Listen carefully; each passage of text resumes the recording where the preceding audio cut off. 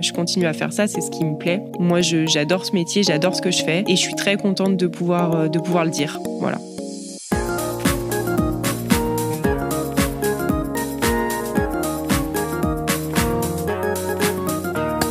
Bonjour à toutes et à tous, je suis Stéphanie Gérifaut et je vous souhaite la bienvenue dans un nouvel épisode de Parpaing et Sac à main, le podcast qui met en lumière des femmes ayant des métiers atypiques ou plus classiques dans un secteur parfois jugé très traditionnel, le bâtiment.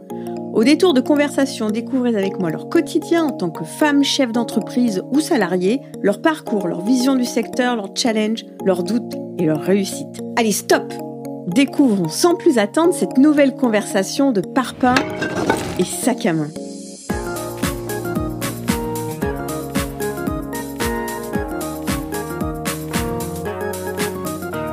Aujourd'hui, nous allons découvrir Mandy Oudot, ingénieure travaux dans la société Chanu Entreprises, spécialisée dans la construction et située à Bourgoin-Jallieu dans l'Isère. J'ouvre une parenthèse sur cette entreprise parce qu'elle est presque centenaire et fêtera donc ses 100 ans l'année prochaine, en 2024, et je pense que c'est assez rare pour le souligner. Si le nom de cette entreprise vous parle, c'est normal. Jacques Chanu, petit-fils des fondateurs de cette société, a toujours eu une implication très active dans ce secteur et a d'ailleurs été même président de la FFB, la Fédération Française du Bâtiment, de 2014 à 2020. Je ferme cette parenthèse et je laisse place à cette nouvelle conversation avec Mandy Oudot. Bonjour Mandy, je suis vraiment ravie de vous accueillir et merci aussi de nous accueillir dans vos locaux, tout proche d'ailleurs de l'un de vos chantiers. Ouais, juste à côté. Mandy, en une phrase, pourriez-vous vous présenter s'il vous plaît ? Alors, je m'appelle Mandy, j'ai 31 ans et je suis conductrice de travaux dans l'entreprise Chanu. En quoi consiste le métier d'ingénieur travaux ? D'ailleurs, est-ce la même chose que le métier de conductrice travaux ? Voilà, pour nous donner quelques détails pour les personnes notamment qui ne connaissent pas du tout ce secteur.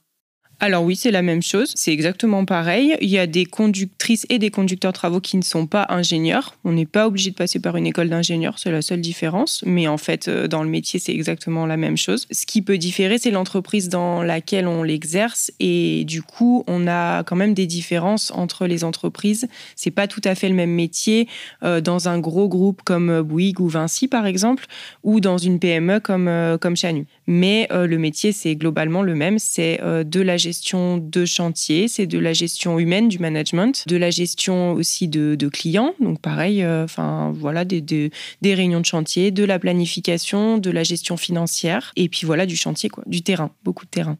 Du coup, très diversifié ? Oui, c'est un métier qui demande beaucoup d'implication parce qu'il y a beaucoup de sujets à traiter et c'est très complet, surtout dans une PME. De par votre métier, vous gérez des hommes et des femmes. Oui. Est-ce difficile de trouver sa place dans ce secteur majoritairement masculin et donc de manager également une population effectivement très masculine ? Alors moi, j'ai la chance de ne pas avoir eu trop de difficultés de ce côté-là. Je pense qu'on a des difficultés pas forcément parce qu'on est une femme, mais aussi parce qu'on est jeune.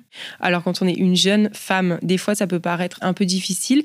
Moi, j'ai pas eu le cas. Ça s'est toujours très bien passé. J'ai eu la chance d'être bien entourée, d'avoir des patrons et des chefs de chantier aussi, parce que ça c'est important, qui sont très bienveillants vis-à-vis de ça, et des équipes sur le chantier, en particulier chez Chanu, qui sont vraiment des amours avec moi et qui ont pas du tout de problème avec le fait que je sois une femme, qui sont très respectueux. Et je pense que j'ai même certains petits passe-droits par rapport à des hommes où voilà, ils sont sympas avec moi.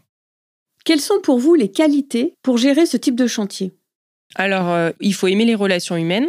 Alors, je dis pas que c'est moi qui manage les équipes sur le chantier parce qu'on a un chef de chantier qui est là pour ça et qui fait ça. Par contre, on les côtoie au quotidien, on les voit tous les jours. Quand ils ont des problèmes, que ce soit pro ou perso, ils peuvent aussi s'adresser à nous.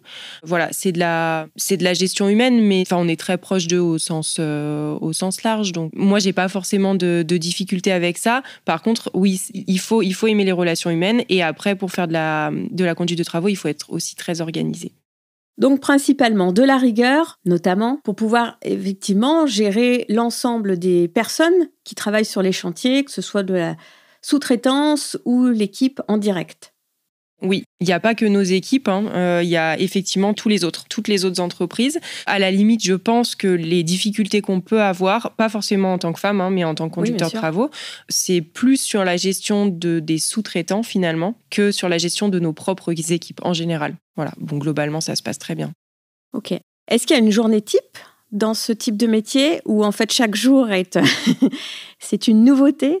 Non, il n'y a pas de journée type. En tout cas, pas en conduite de travaux. On peut penser qu'une journée type, ça serait un tour sur le chantier, un peu de bureau pour faire de la planification, de la gestion financière, et puis une réunion, par exemple. Voilà. D'accord. Oui, ça serait les bases, mais après, effectivement, il y a tout ce qu'il y a autour. Voilà. En fait, on change de sujet très vite dans ce boulot. C'est-à-dire que toutes les 2 minutes, on va avoir le téléphone qui sonne, un mail qui arrive, une urgence sur le chantier, besoin d'aller chercher quelque chose quelque part. Enfin, donc, en fait, c'est pour ça qu'on n'a pas de journée type. Parce que finalement, on prévoit les choses. Bon, au bout d'un moment, on arrête de prévoir, mais on prévoit les choses, mais elles se passent quand même très rarement comme on a pensé qu'elles allaient se prévoir. C'est la gestion des impondérables. C'est exactement ça, ouais. Ok. Alors, petite, aviez-vous déjà des affinités avec le secteur du bâtiment ? Alors, on pourrait parler de clichés. Faisiez-vous des petites constructions avec des Legos ? Ou c'est quelque chose qui est venu vraiment soit par hasard, soit au fil des années ? Peut-être un environnement aussi familial ? Alors non, petite, j'avais pas forcément d'affinité particulière avec ça. Par contre, moi, je suis issue d'une famille italienne.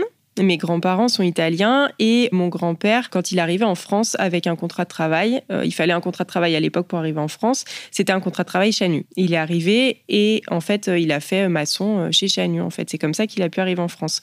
Ça, moi, je le savais pas. Je l'ai su par ma grand-mère quand j'ai été embauchée chez Chanu, en fait. Donc, il y a un petit truc quand même, mais moi, j'étais pas au courant de ça. Et je me suis plus retrouvée là, finalement, par hasard. La conduite de travaux, c'était quelque chose. Moi, quand j'ai commencé à me diriger un peu vers les sciences de l'ingénieur et les DUT génie civil et compagnie, c'était pas du tout ce que je voulais faire, au contraire. Je disais à tout le monde, moi, la conduite de travaux, je ferais jamais ça.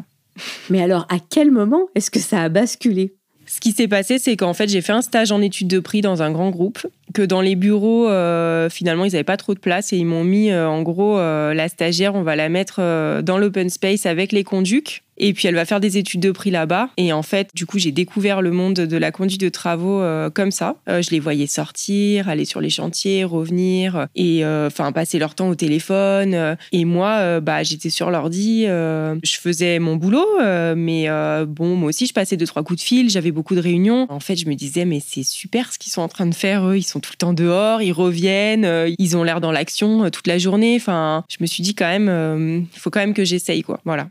Donc, par hasard, effectivement, du coup, ça vous a permis de découvrir ce milieu exactement. En étant immergé avec d'autres conducteurs. Ouais. Et donc, le stage suivant de l'année suivante, j'ai voulu le faire en conduite de travaux. Voilà. D'accord. Donc, ça a permis, du coup, d'affiner et de vous rendre compte que c'était... Que c'était ça, en fait, ouais, finalement. Le truc que j'aurais jamais pensé faire et que je disais à tout le monde, non, mais vraiment, je ferais jamais ça. C'est des horaires de fou. Ils font que courir. Ils ont pas de vie. En fait, déjà, c'est pas vraiment vrai. Et puis, en plus, finalement, c'est ce qui m'a plu, quoi. Du coup, vous avez réalisé un Master 2 Génie civil et construction à Lyon 1, à l'Université Lyon 1. Oui.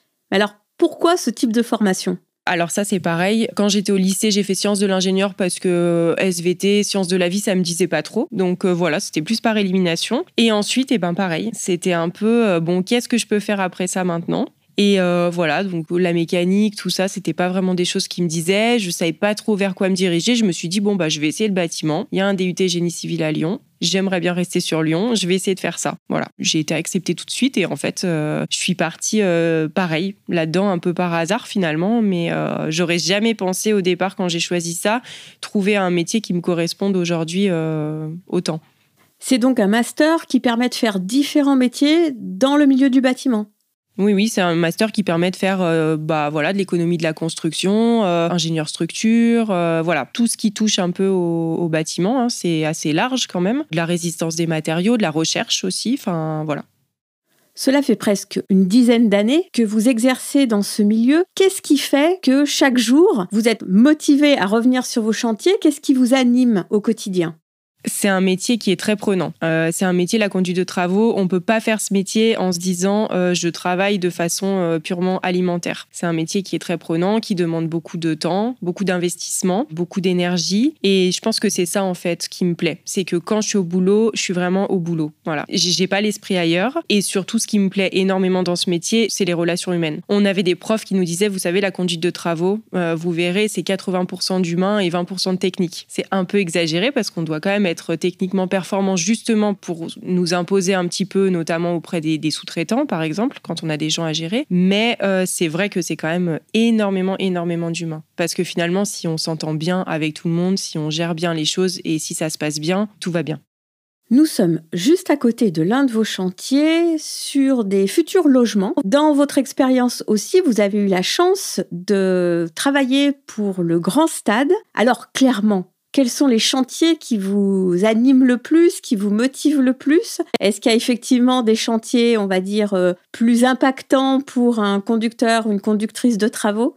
Alors moi, j'aime beaucoup les gros chantiers. Voilà, c'est mon truc. J'ai été formée dans un grand groupe. J'ai été formée chez Vinci. Donc en fait, on est formaté pour faire des gros chantiers. Et moi, c'est ce qui m'a plu aussi dans la conduite de travaux. C'est les gros chantiers. Le stade, clairement. Alors ça, c'est pareil. Quand on m'a proposé le stage au stade, je me suis dit, je leur ai dit d'ailleurs, je les connaissais parce que j'avais fait mon précédent stage donc chez Vinci. Quand ils m'ont proposé en me disant, bah voilà, cette fois, tu vas pas sur un chantier de logement, tu vas sur le grand stade de l'OL, je leur ai dit non.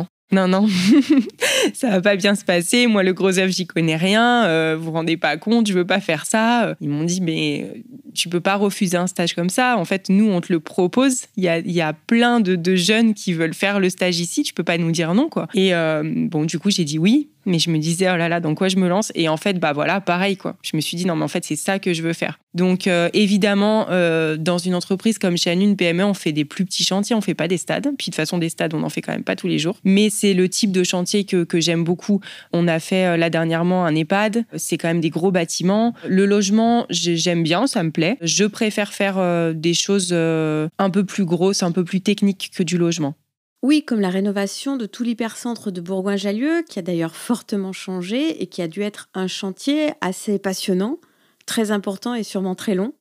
Voilà, typiquement, moi j'ai été embauchée chez Chanu sur ce chantier-là et c'est typiquement le genre de chantier que j'aime beaucoup. Des chantiers qui sont longs, avec beaucoup de techniques, avec beaucoup de monde aussi. Beaucoup d'exigences ? Beaucoup d'exigences, pardon, oui.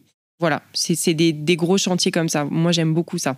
Vous êtes maman d'un petit garçon de 15 mois. Comment est-ce que ça se passe avec ce métier qui s'avère prenant de gérer, d'équilibrer cette vie perso et professionnelle ? Alors, avant de l'avoir, on se pose beaucoup moins de questions. C'est vrai qu'en conduite de travaux, en fait, c'est pas un travail où le soir, on a fini ce qu'on devait faire. Donc, en fait, c'est à nous de choisir à quel moment on dit stop, je reprendrai demain matin. Quand on n'a pas d'enfant, le soir, on peut rester jusqu'à 19h, jusqu'à 20h. On se pose pas forcément la question de se dire à quelle heure on va rentrer. À la limite, on se dit, bon, c'est pas grave, je mangerai des pâtes, quoi. Là, avec un petit bébé, c'est pas pareil. Donc, on essaye, enfin, en tout cas, moi, j'essaye de m'adapter. J'ai évidemment réduit mes amplitudes horaires pour pouvoir le voir un petit peu le soir, pour pas arriver et qu'il soit couché, pour pouvoir en profiter. C'est une balance à faire qui est compliquée, mais qui est gérable. Et puis qui, en fait, au fil des années et au fil des mois, moi je vois bien, au fil des mois, on s'adapte aux petits surtout, et au boulot qu'on a l'habitude de faire. Et voilà, on gère comme on peut, mais on y arrive. En tout cas, moi j'y arrive. Voilà, c'est pas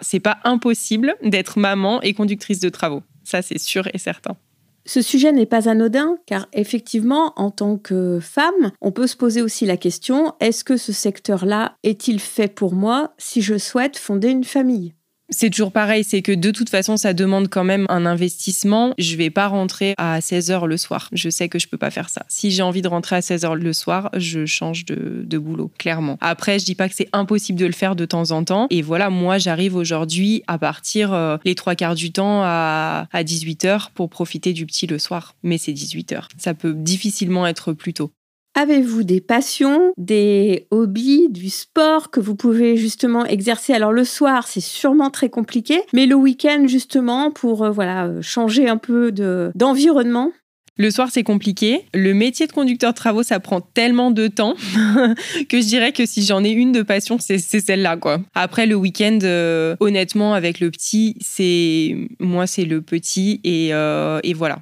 et je profite de lui un maximum le week-end parce que je sais que la semaine, c'est compliqué. J'ai pas de soupape, en tout cas pas sportive ou musicale ou voilà, comme on pourrait l'entendre. Par contre, voilà, j'ai mes week-ends off où je pose mon PC, où je pose mon téléphone, où je travaille pas quand je rentre à la maison et voilà. Moi, en tout cas, ça me suffit. Et pour terminer, quels conseils donneriez-vous à d'autres femmes ou jeunes filles qui se poseraient des questions sur ce secteur du bâtiment? Ce secteur est-il fait pour moi ou pas? Alors moi, le conseil que je peux donner, c'est que il faut pas être trop sûr de soi quand on arrive dans le bâtiment. Moi, je trouve que c'est un peu le secret pour être accepté, pour pas être jugé un peu trop vite. Parce que c'est vrai que c'est ce que je disais tout à l'heure, quand on est une jeune femme dans le bâtiment, on peut vite être catalogué. Et quand on est un jeune homme aussi, parce qu'on est jeune. Le secret pour moi, c'est vraiment de montrer aux gens qu'en fait, nous, on arrive et qu'on ne sait pas.